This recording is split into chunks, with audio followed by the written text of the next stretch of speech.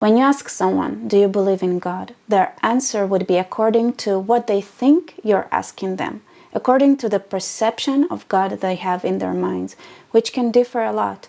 The question, do you believe in astrology, for example, is a lot more easy to answer than do you believe in God. So if you ask an atheist, do you believe in God? He might say no. But if you ask them a question that is more based on your perception of God, for example, do you believe that everything is in your power? They might answer yes, they might answer no. The fact that they're an atheist doesn't give you information on what they think about their ability to influence the world. It doesn't say how much they believe that what they do has meaning. It doesn't say how much they believe that if they ask for something that they might get it. Same with a believing person, right? Their belief might be, if I ask God something, then God will give it to me, and therefore everything is within my power. I mean, there are limitations, there are like laws, but everything is basically in my power as long as I pray enough or I do something enough. And an atheist might say, you know what, there are things that are out of my control. Who's the one who really believes in God here? That depends on what you think God is. I want to talk how I perceive the perception of God. It's personal. This is where I'm gonna say it, okay? We all have our own perceptions of God, our own perception of how to interpret that deity, that entity. Some would say it's something that has consciousness. Others would say it's the law of nature. Some would say it's someone or something that listens to you personally, your personal requests, and then grants them to you. And those things are not the same. So what is God? I believe that the Torah, with the commandment, "Lo ta'aseh lecha kol pesel kol tmuna," you will not have a statue or an image of God, is a call to move towards abstraction. God, level 1, according to me. Basically, level 1 is the kind of God you ask stuff from. That perception of wrong action and reaction is level 1 godhood. Maybe some would say it's a form of paganism. I think paganism is an easy way to explain it. Let's say this mascara is holy, and if I hold tight to it, then I will not fall off a cliff. Another reason in my mind, that is level 1, is because that is something we do automatically.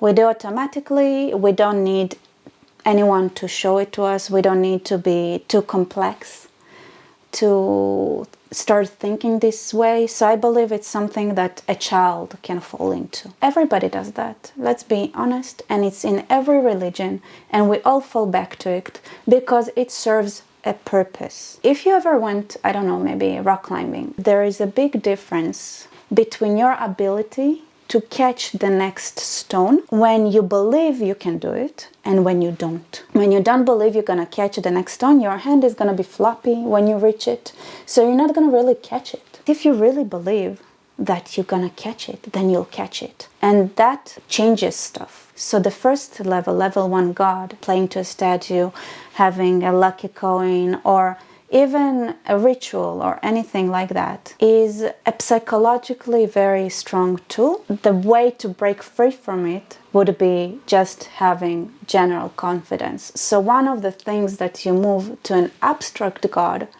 is that you go from trusting something or some ritual or some action that has nothing to do with the results you're hoping for, to just trusting the universe. Level 2, a God that is a parent, something that gives you guidance. You might agree, not agree, but if you're praying and you're imagining a grandpa looking at you from the sky above, then that is you creating an image in your head. Even if you don't have a real image, that doesn't mean there is no image. So it's very obviously still pretty low on the abstraction level. But this kind of God is also important, because just like we learn, we do something and then it causes something.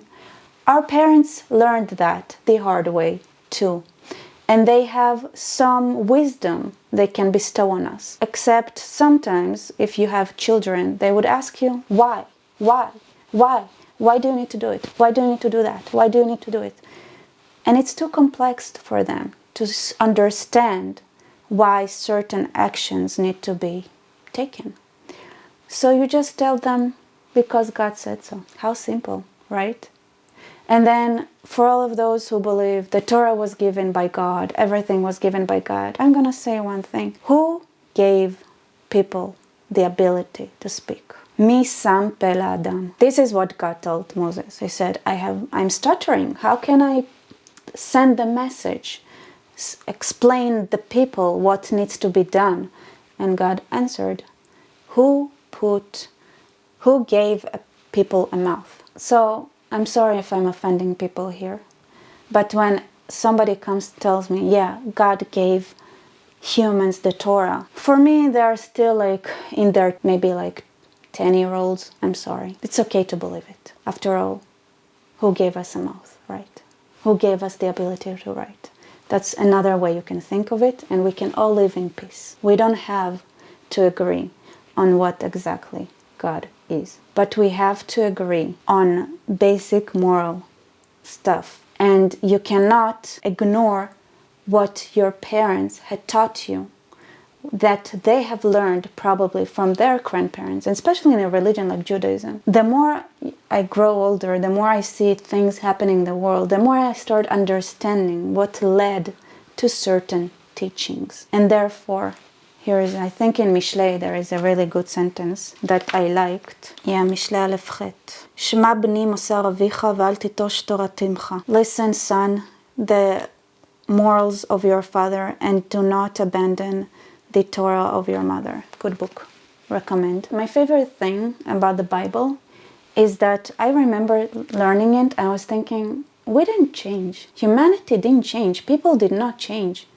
They're the same here as we are now, except we maybe have more knowledge now, some of us, but nothing changed. There is a saying in the army, the list of commandments of what you have to do and what you have to follow, and then in the bottom it says, those commandments were written in blood. God level 3, in my opinion, is the more strategic kind of God. Those who start thinking long term. You can call it karma, you can call it sachar ve'onesh, reward and punishment. You can call it in many different ways. It's just that your actions might come back to you, or not you, your children, your even farther thinking people, your nation. The long-term thinking and understanding that actions have consequences. And this is where you start seeing the ideas of morals. There is some way to conduct yourself in the environment that will affect your future, your children's future, the future of humanity. And there is a chain of events that you cannot even picture in that scheme. It's not an image anymore because you cannot imagine it. It's not like you can see a grandpa who is like, okay, this dude, he did that, so he has X points for... No, it's unclear. But there is something that when you follow the truth, when you do what's moral, what's right, you might not see the results of it in your life. It's part of it, right? But if everybody does that, if this is the example you set to your community, the direction that our lives would go to would be positive. So that is God level 3. Understanding and sticking to the truth, not because there is a parental figure that is gonna reward you or punish you, but there is something that would happen, that the universe would cooperate with it somehow, and it would lead to the right thing. Let's talk about God level 4. So you have the belief in yourself that you got in level 1. You have the knowledge of your parents and your predecessors that you got on level 2. And then on a third level, you understand that the things you do now can have long-term results. And that leads us to exploration, to science, to doing math, to trying to understand the world and expand on the knowledge that we have and accumulate it and build and adjust our actions. It doesn't have to be science like natural science. It also can be law, biology. It can be social sciences. It can be history and then recognizing patterns. It can be building tools. It can be so many things. There is something to explore, and that is part of your mission. If you notice, it's the same questions that you can ask if somebody believes in God. Okay, then if God knows everything, knows the past and knows the future, then why does it matter what you do? But when you study science, you're saying in a certain way, and you believe in Big Bang Theory, for example, right? Then you can say everything was set up in that first moment, in that first spark, and that one moment of chance. Everything that would happen from the start to finish of the universe was already set. You start seeing the same questions. I think level 4 is also very important because we're being active. We're actively searching. Bacharta b'chaim. We're actively choosing life. We're actively looking for results. We're actively looking for knowledge. That is the 4th step. Now 5, level 5. Because in the end of the day, מעפר באת ולעפר תשוב. הבל הבלים. Maybe things are determined and that atom would do that. But does the atom itself has a spark in it that decides what would be? Or was it decided in the Big Bang? Who knows, right? But everything is bound to pass. Level 5 is the undefined. Is when you get to the real abstract. In the end of the day, we don't know who God is. We don't know what God is.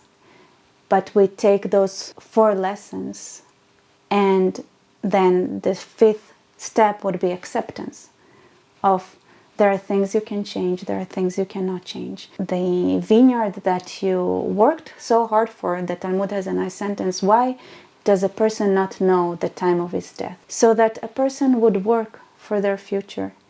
But then, if they will not enjoy it, then others would enjoy it. And that is good enough. Level 5, you start to understand that there are things you cannot answer. So what is God level 5? It would be everything and nothing. It would be life itself, but what is life? Is anything that we do in life worth it? Like, Kohelet says, the book of Kohelet is very much that. And you just do the right thing. Because it's the right thing to do. And you accept that there are things that you will manage and enjoy, and there are things that you will do and you will never get to enjoy the fruits of it. But you do it anyway. Because it's the right thing. Because you have this basic belief in yourself that you learned in level 1, that you just do what you have to do. And you have the knowledge of your parents. And then you believe that in the end of the day there is a good chance that what you're doing will benefit somehow someone in the long run. And the 4th step, you have explored, you have tried, but there is a limit to how much you can go far. And then in the 5th step, on level 5, you let go. You do what's right, but you do it with a peace in your mind because you have no expectations. You just do what's right now, tomorrow, whatever moment, every moment, you just make the choice to seek truth, to do the right thing, just for the sake of it. And then, what is God? It's everything and nothing. It's life, but what is life? Was there a consciousness in the spark? Maybe, maybe not. Is it worth fighting for? Is it what's God about? Who will benefit from that fighting? Will your children benefit from that fighting? No. Would you benefit from that strife? No. So, is that what God would want? Obviously, this video is a bit different. It's more personal. It's my thoughts. I might think different in 10 years. I might think completely different in 50 years. I might not be here. Who knows? I might be right. I might be wrong. I might have screwed up the levels completely. I would really want to hear your opinions on what God is. And I kind of believe that maybe the question, do you believe in God, is not as important as one might think, as much as what do you believe in? Like, comment, subscribe, please. I have a link below for Buy Me a Coffee, which would really help me to keep going with this channel. and share. And thank you so much. See ya.